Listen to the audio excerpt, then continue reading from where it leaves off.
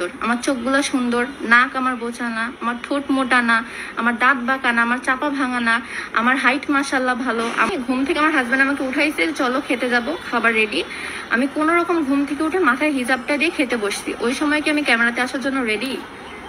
ওই সময় কি আমাকে একদম আহামরি ঐশ্বর্য লাগতে হবে? আসসালামু আলাইকুম সবাইকে। কিছু কথা বলার জন্য আসলাম ভিডিওতে। অলরেডি হয়তো সবাই বুঝতে পারতেছো কি বিষয়ে কথা বলবো। 2 দিন হলো মানে টিকটকের ফর ইউতে জাস্ট আমি ঢুকতে পারতেছি না। আমার ফেস নিয়ে এত পরিমাণে ট্রোল করা হচ্ছে, যে জিনিসটা আল্লাহ সৃষ্টি সেটা নিয়ে ট্রোল করা হচ্ছে। আমি দেখতে এমন কেন, স্ক্রিনশট নিয়ে একদম টিকটকের ফর ইউ ভরে গেছে।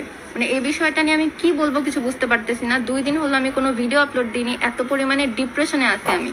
কালকে রাত্রে ঘুমাইছি ভোরের পর, সকালবেলা ঘুমাইছি, সারা রাত আমার ঘুম আসে না, ডিপ্রেশনে মরে যায়, কান্না করতে করতে আমার অবস্থা শেষ। আপনাদের কথায় এত পরিমাণে কষ্ট পাইছি আমি।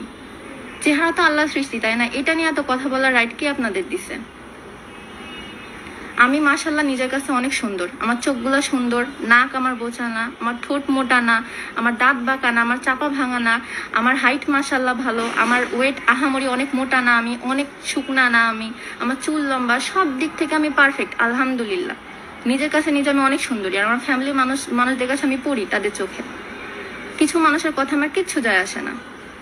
সব সময় ক্যামেরা ফেস একরকম লাগে না, সব সময় ক্যামেরার সামনে প্রস্তুত থাকে না মানুষ আসার জন্য। আমি কখনো ফেস ওপেন করে ক্যামেরার সামনে আসি না। জিনিসটা বাই মিস্টেক একজনের কাছ থেকে হয়েছে। বিধি ভাবি তো জানে আমি এভাবে মানে ফেস কভার করে চলি, তার মিস্টেকে একটা ক্লিপ গেছে ঠিক। বর্তমান সময়ের জনপ্রিয় ফেসবুক এবং ইউটিউব কন্টেন্ট ক্রিয়েটর আপু হচ্ছে মুস্তারিন আপু। মুস্তারিন আপু ফেস না শো করে তার চ্যানেলে ভিডিও আপলোড করেন এবং পেজেও ভিডিও আপলোড করেন।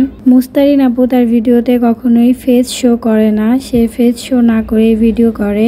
আর তার ভিডিওগুলো অসম্ভব সুন্দর, তাই সে অল্প সময়ে খুব জনপ্রিয় হয়ে ওঠে। আমারও খুব পছন্দের মুস্তারিন আপু।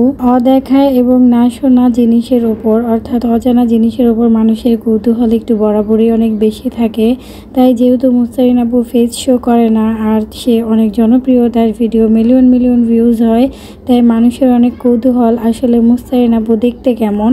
যেহেতু মুস্তারিন আপু তার চেহারা দেখাতে চাইছিল না, তাই তার চেহারা রিভিল হওয়া আসলে উচিত হয় নাই। আর সবাই যেহেতু তাকে মাস্ক পরা দেখেছে, তাই সবাই অন্যরকমভাবে কল্পনা করেছে। আসলে কে কিভাবে কল্পনা করেছে সেরকম তার মুস্তারিন আপু হবে না, সে তো তার নিজের মতোই।